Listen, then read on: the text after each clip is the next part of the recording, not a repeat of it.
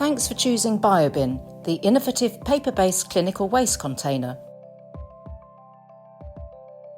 First, separate the BioBin and the recycled cardboard binsert by carefully removing the elastic band. Hold the bin with one hand and slide your other hand, with the palm facing you, down the front panel of the bin. Once your fingertips hit the floor of the bin, gently push down while simultaneously pulling up on the bin panel furthest away from you. Drop the binsert into the BioBin, ensuring that the flat side of the binsert is aligned with the folded side of the bin. Remove the release paper on the sticky strip and press firmly against the side of the BioBin to secure the binsert.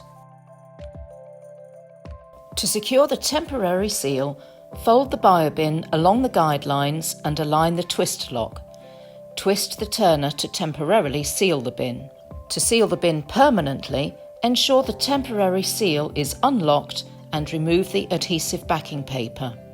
Push down firmly along the length of the bin, ensuring that the twist lock is closed.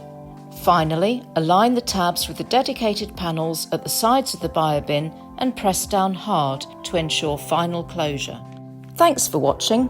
If you need any further assistance or information, get in touch.